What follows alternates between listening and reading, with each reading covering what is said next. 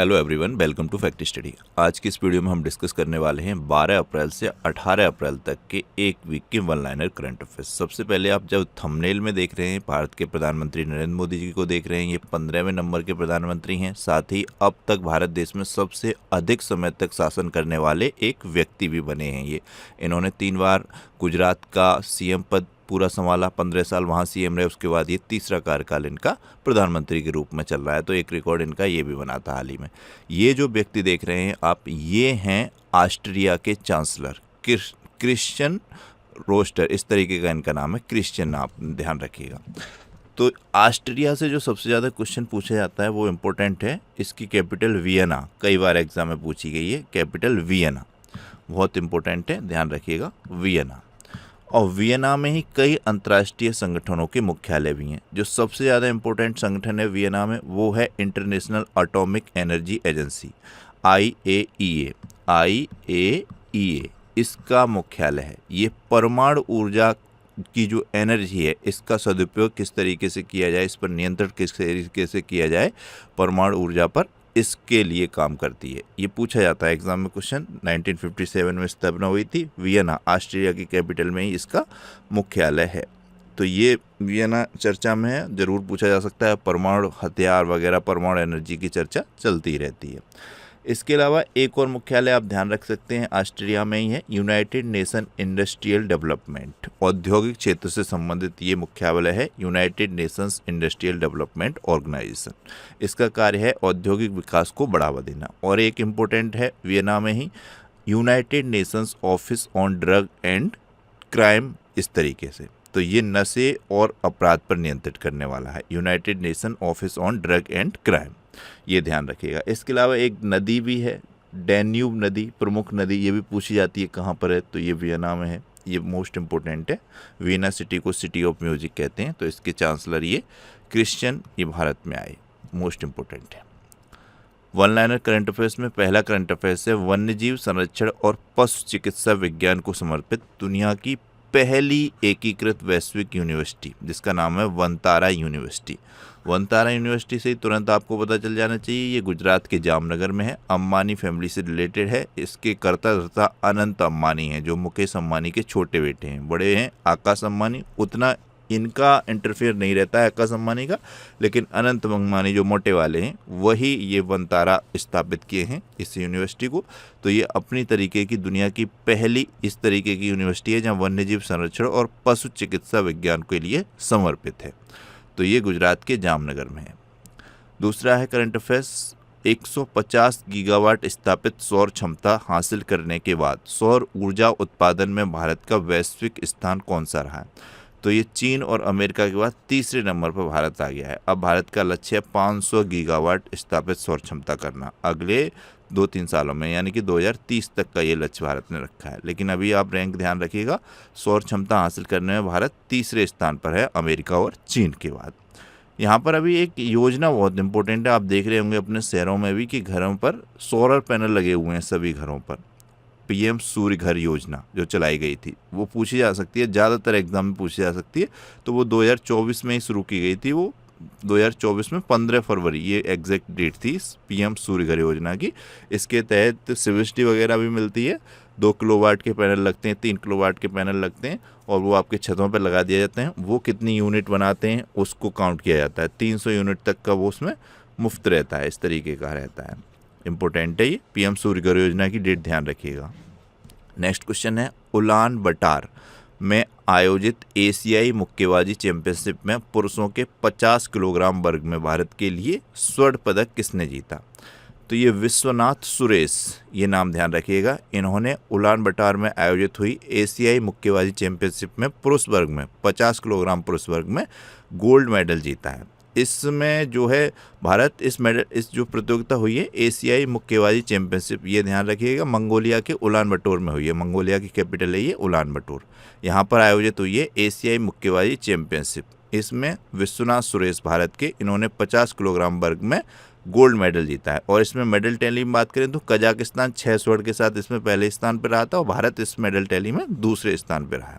कई बार पूछ लिया जाता है मेडल टैली भारत कौन से स्थान पर रहा। कई बार तो ऐसे डायरेक्ट ही पूछा जाता है कि एशियाई मुक्केबाजी चैंपियनशिप कहाँ आयोजित हुई 2026 की। तो ये आप ध्यान रखिएगा, मंगोलिया के उलान बटोर में। और विश्वनाथ सुरेश का संबंध पूछा जाएगा किस खेल से, तो ये एक मुक्केबाज हैं। ऐसे पॉइंट आप पकड़िएगा। नेक्स्ट क्वेश्चन है, एशियाई विकास बैंक ADB के अनुसार वित्तीय वर्ष 2026-27 के लिए भारतीय अर्थव्यवस्था की अनुमानित विकास दर क्या रखी गई है? ये रखी गई है 6.9% ADB के साथ। ADB आपको पता होना चाहिए, इसकी स्थापना 1966 में हुई थी। मनीला फिलीपींस में इसका हेडक्वार्टर है। ये मोस्ट इंपॉर्टेंट है। मासाकोवा या भी वर्तमान में इसके अध्यक्ष हैं। ये पॉइंट है, ध्यान रखिएगा। नेक्स्ट क्वेश्चन है, हाल ही में महावीर चक्र विजेता कर्नल सोनम वांगचुक का निधन हो गया। कारगिल युद्ध में उनकी वीरता के लिए किस लोकप्रिय नाम से इन्हें जाना जाता था?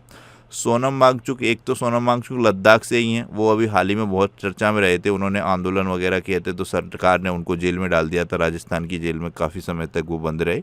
3 इडियट जो मूवी थी वो भी उन पर बनी थी। लेकिन ये भी लद्दाख के ही हैं। इन्हें लद्दाख का शेर नाम की एक उपाधि दी गई है। लोकप्रिय हैं ये लद्दाख के शेर के नाम से, क्योंकि ये कारगिल के युद्ध में इन्होंने अपनी बहादुरी से महावीर चक्र जीता था। तो ये इनका अभी हाल ही में निधन हो गया है। ये आप ध्यान रखिएगा, सोनम वांगचुक लद्दाख के शेर। तो ये लद्दाख के शेर पूछा जा सकता है। क्वेश्चन कैसे पूछा जाएगा कि अभी हाल ही में लद्दाख के शेर के नाम से प्रसिद्ध किस व्यक्तित्व का निधन हुआ है? तो ये सोनम वांगचुक। कहाँ से हैं? तो लद्दाख से। इस तरीके के पॉइंट नहीं है।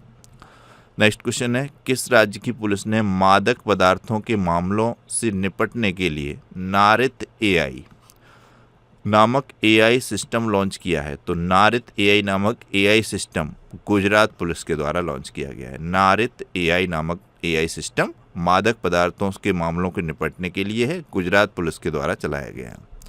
न्यायिक आदेशों के कारण चर्चा में रहा प्रसिद्ध श्री चामुंडेश्वरी मंदिर, चामुंडेश्वरी मंदिर कर्नाटक का है ये। इसका निर्माण 12वीं शताब्दी में किस राजवंश के शासकों द्वारा किया गया था? तो होयसल राजवंश। इन्होंने 14वीं सदी तक यहाँ पर राज किया था। तो इसके द्वारा श्री चामुंडेश्वरी मंदिर का निर्माण किया गया। ये अभी हाल ही में चर्चा में रहा। तो डायरेक्ट भी क्वेश्चन पूछा जाता है कि श्री चामुंडेश्वरी मंदिर ये कहाँ पर है, तो ये ध्यान रखिएगा। इसके बाद फिर इस मंदिर की देखरेख की थी विजयनगर साम्राज्य के द्वारा, जो हरिहर बुक्का के द्वारा स्थापित किया गया था। वो पॉइंट भी आप ध्यान रख सकते हैं। नेक्स्ट क्वेश्चन है, हाल ही में खबरों में रहा केनरी द्वीप समूह किस महासागर में स्थित है? तो ये केनरी द्वीप समूह आपको ध्यान रखना है नॉर्थ अटलांटिक ओशियन, उत्तरी अटलांटिक महासागर में स्थित है। हाल ही में खबरों में रही हवासोंग 11GA किस देश द्वारा विकसित कम दूरी की बैलिस्टिक मिसाइल है?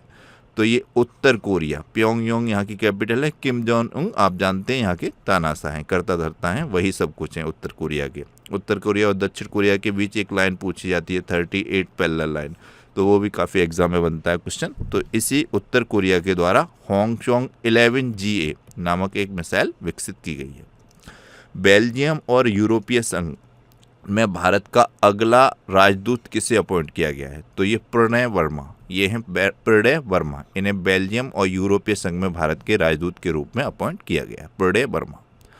नेक्स्ट क्वेश्चन और मोस्ट इंपोर्टेंट क्वेश्चन है कि रक्षा मंत्री राजनाथ सिंह द्वारा 3 दिवसीय राष्ट्रीय उन्नत कृषि महोत्सव का उद्घाटन किस शहर में किया गया? अब देखिए, कृषि से जुड़ा हुआ कार्यक्रम है ये, और इसका उद्घाटन कर रहे हैं रक्षा मंत्री। बहुत से बच्चे इस क्वेश्चन का आंसर कर देंगे शिवराज सिंह चौहान, क्योंकि कृषि मंत्री तो शिवराज सिंह चौहान है वर्तमान में भारत देश में। और उन्हें कुछ ही समय पहले अभी दलहन क्रांति की शुरुआत भी यहीं मध्य प्रदेश से की थी। तो इसका क्वेश्चन का आंसर ध्यान रखना है, क्योंकि पूछा जाएगा कि इसका उद्घाटन किसने किया। तो ये राष्ट्रीय उन्नत कृषि महोत्सव का उद्घाटन राजनाथ सिंह ने किया है, शिवराज सिंह चौहान ने नहीं किया है। और किस शहर में किया है? तो मध्य प्रदेश के रायसेन में किया है। तो ये पॉइंट ध्यान रखना है थोड़ा यहाँ पर फोकस करके। नेक्स्ट क्वेश्चन है, हाल ही में 9वां हिंद महासागर सम्मेलन कहाँ आयोजित किया गया, जिसमें भारत के विदेश मंत्री एस जयशंकर ने भाग लिया? तो ये मॉरिशस की कैपिटल पोर्ट लुइस में आयोजित किया गया है 9वां हिंद महासागर सम्मेलन, जिसमें भारत की ओर से भारत के विदेश मंत्री एस जयशंकर ने भाग लिया है मॉरिशस के पोर्ट लुइस में। 1965 में दिनेश खन्ना के बाद बैडमिंटन एशिया चैंपियनशिप के पुरुष एकल फाइनल में पहुंचने वाले पहले भारतीय शटलर कौन बन गए?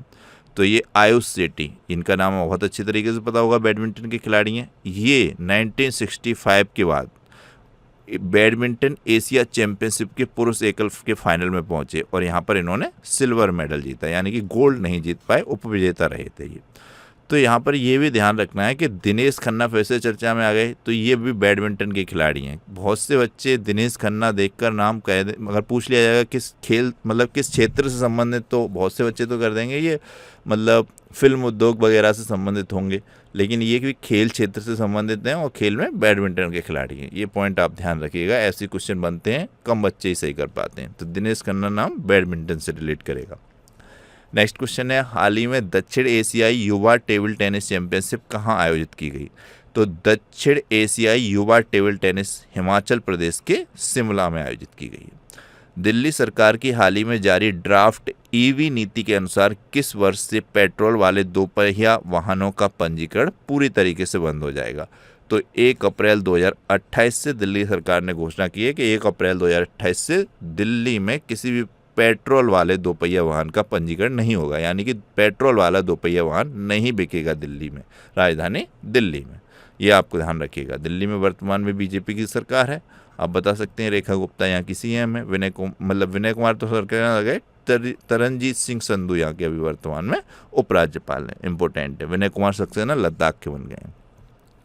नेक्स्ट क्वेश्चन है, भारत और मालदीव के बीच समुद्री सहयोग को मजबूत करने के लिए IOS सागर मिशन, ये मिशन का नाम है IOS सागर मिशन। इस मिशन के तहत भारत का कौन सा नौसेना जहाज मालदीव की कैपिटल माले पहुंचा है?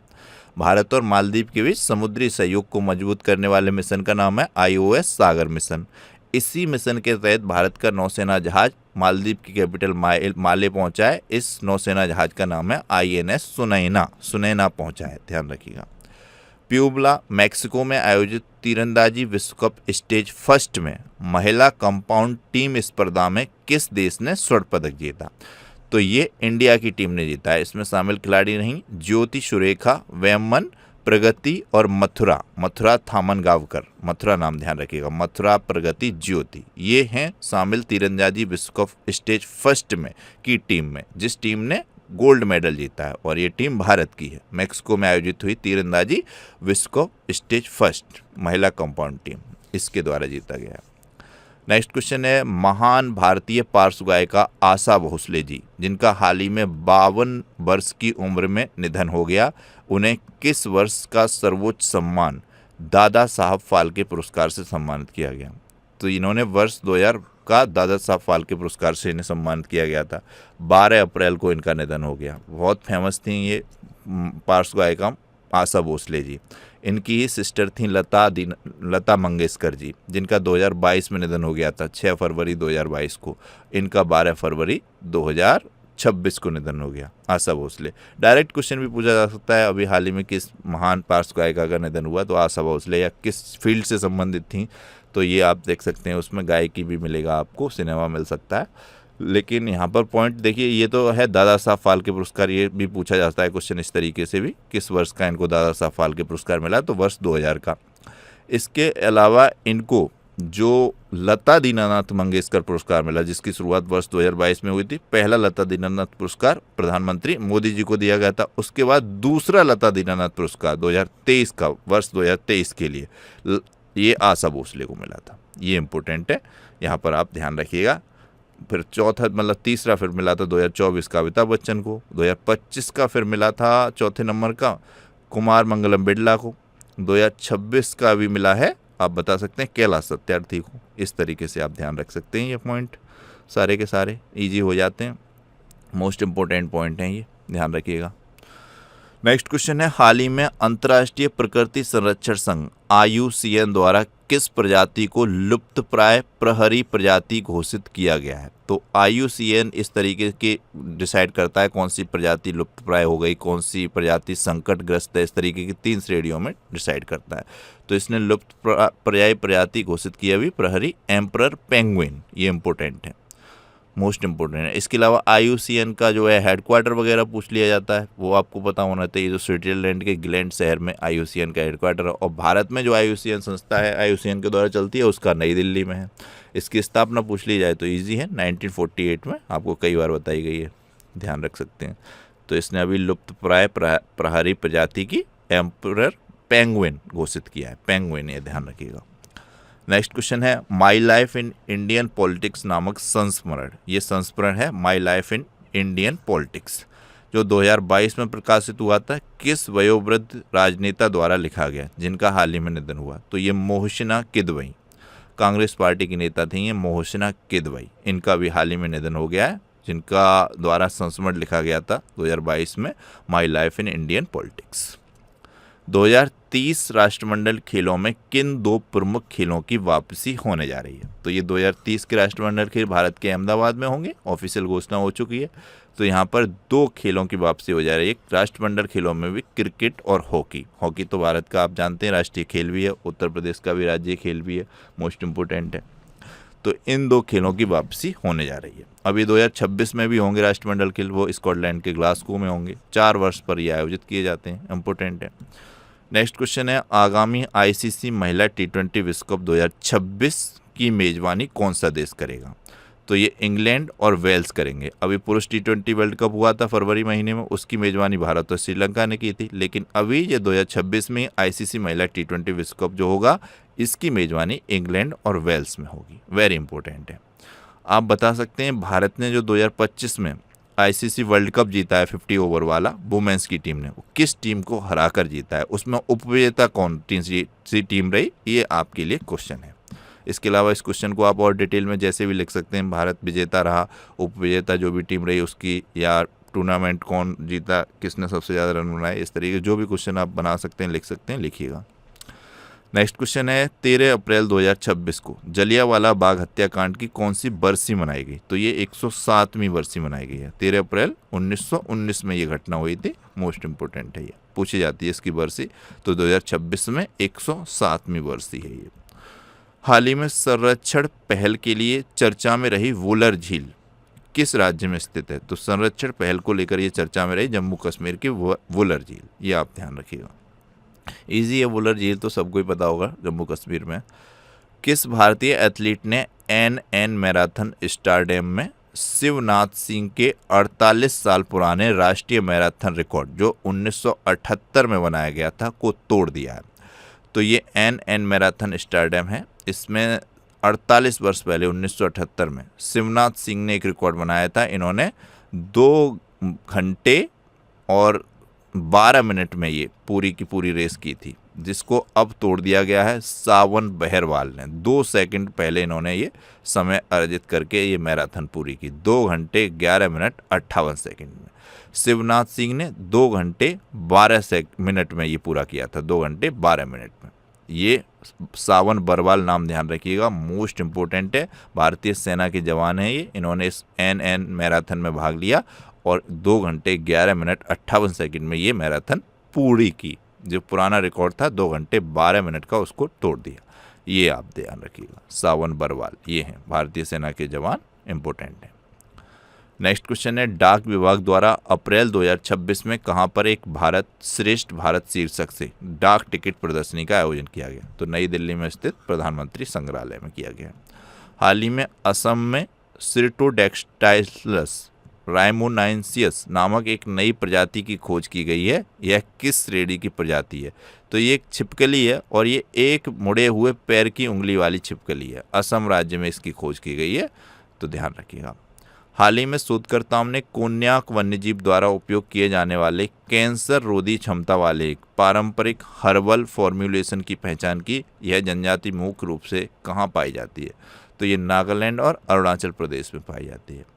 हाल ही में 1000 से अधिक रोमन की खोज के कारण चर्चा में रही न्यू चैटेवल झील किस देश में स्थित है? तो ये पूछा जाएगा न्यू चैटेवल झील किस देश में? तो ये स्विट्जरलैंड में स्थित है न्यू चैटेवल झील। पुरुष और महिला श्रेणी में 2025 के लिए विजडन का leading cricketer in the world किसे नामित किया गया है? तो तो ये मिशेल स्टार और भारत की दीप्ति शर्मा। दीप्ति शर्मा से तुरंत ध्यान में आ जाना चाहिए, 2025 का जो वर्ल्ड कप जीता वुमेन्स की टीम ने, उसमें ये प्लेयर ऑफ द टूर्नामेंट रही दीप्ति शर्मा। उत्तर प्रदेश के आगरा से हैं, ये इमेज भी लगी है इसमें। दीप्ति शर्मा ये हैं, आगरा से हैं, और उत्तर प्रदेश ने इन्हें डीजीपी अपॉइंट किया गया था। बहुत इंपॉर्टेंट पॉइंट है, ये पूछा जाएगा यूपी के एग्जाम में, तो ये ध्यान रखिएगा।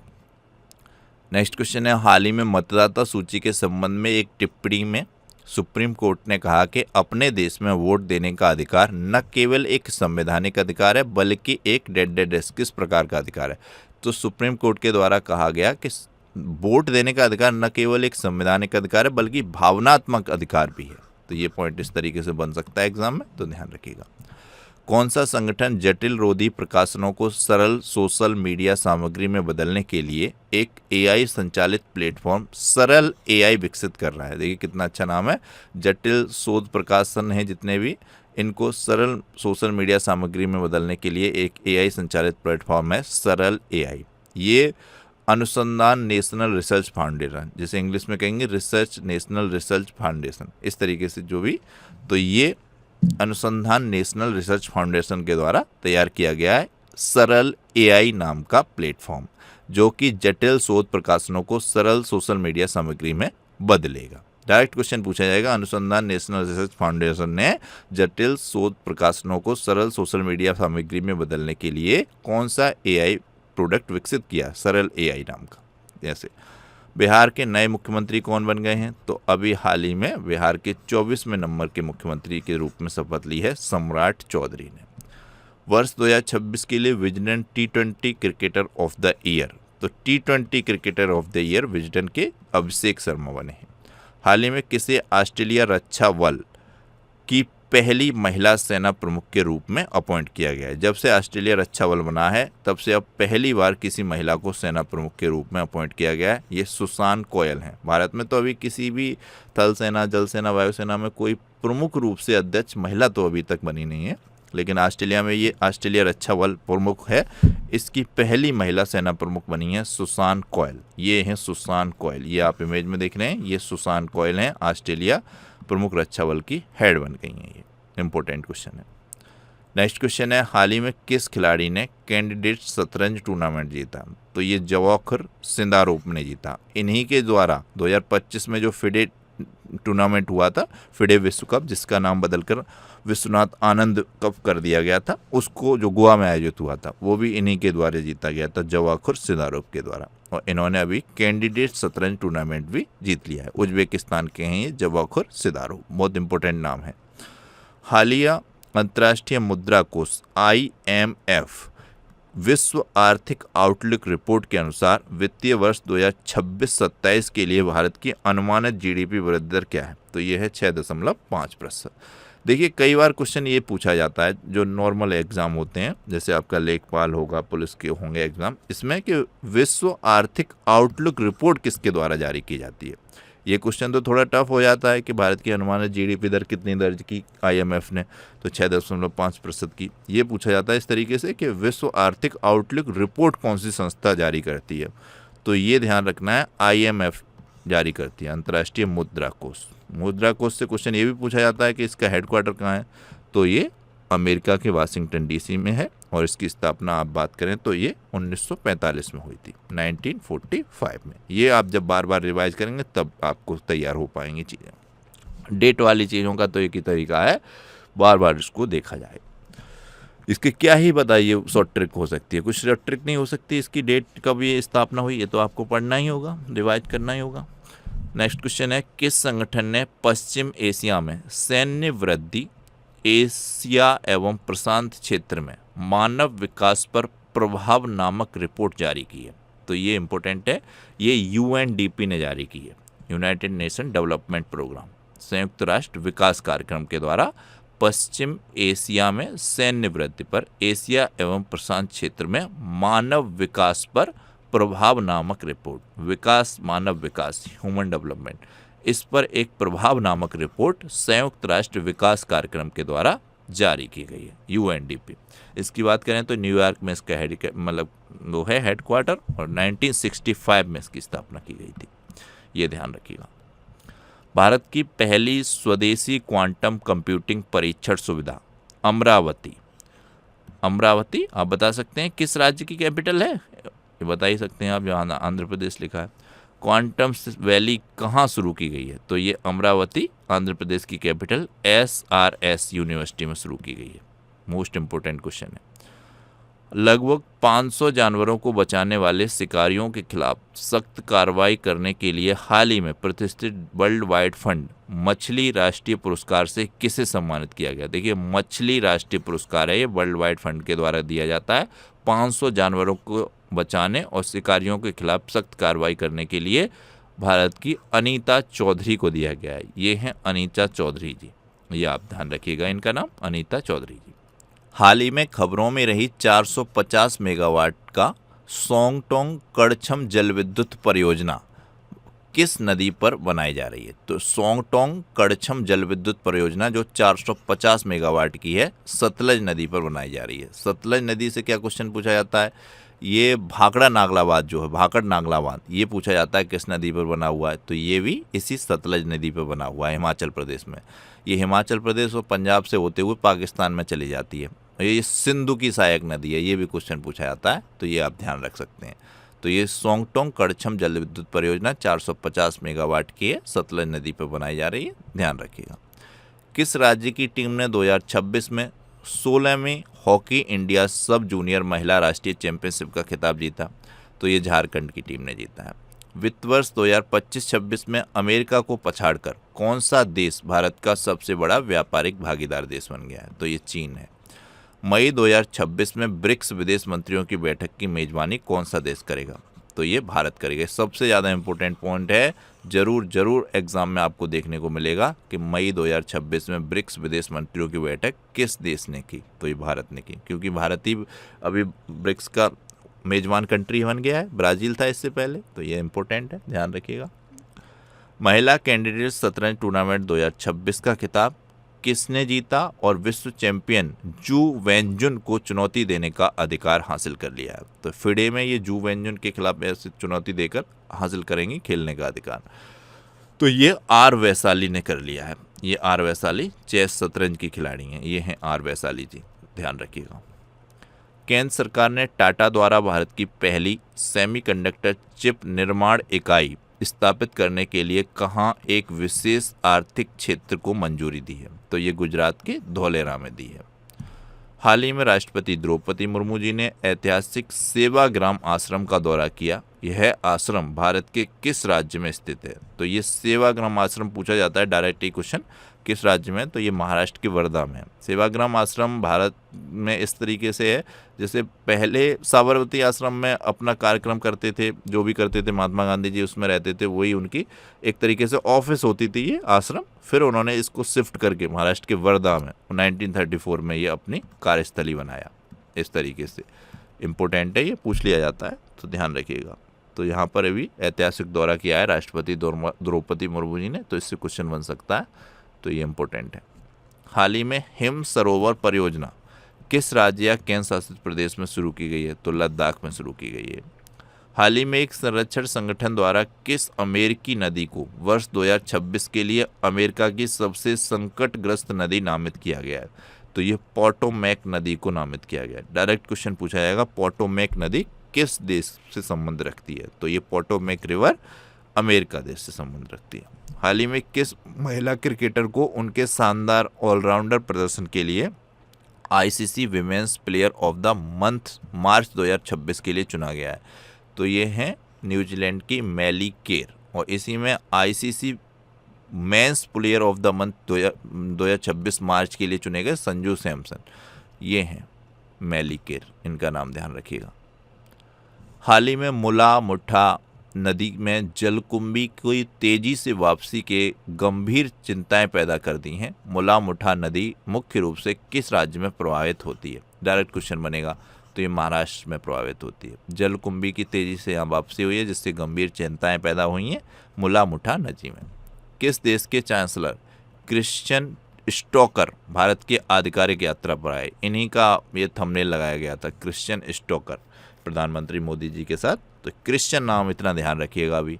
कि ये ऑस्ट्रेलिया अलग है। ऑस्ट्रेलिया अपने आप में महाद्वीप है और उस महाद्वीप में ऑस्ट्रेलिया एक कंट्री है, लेकिन ये ऑस्ट्रिया जो है ये आप ध्यान रखिएगा यूरोप का एक देश है। ये आप अगर पहला वर्ल्ड वार आपने पढ़ा होगा 1914 से लेकर 1918, तो उसमें आपने ऑस्ट्रिया का नाम सुना होगा।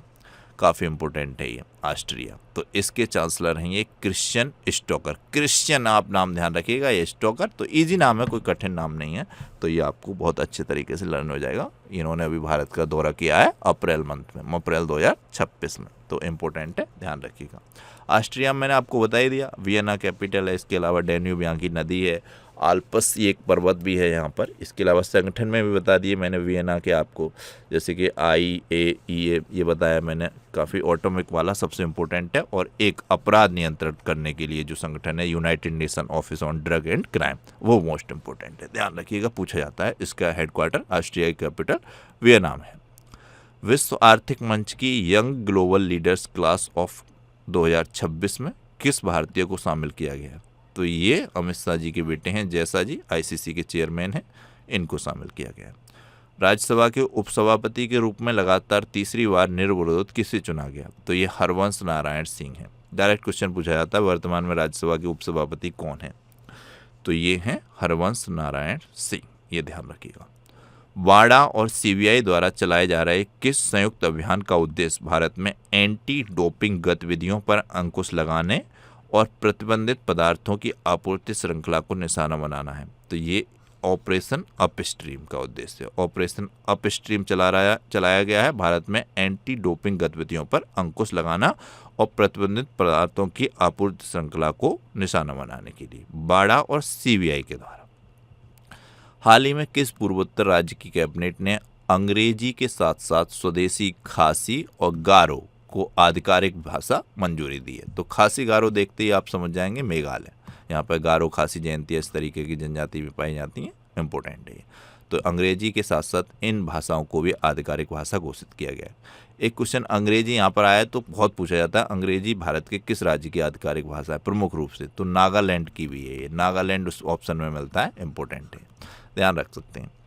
हाल ही में चर्चा में रहा निर्माणाधीन 300 मेगावाट की लखवाड़ बहुउद्देशीय परियोजना। लखवाड़ बहुउद्देशीय परियोजना किस नदी पर है? तो यमुना पर है ये।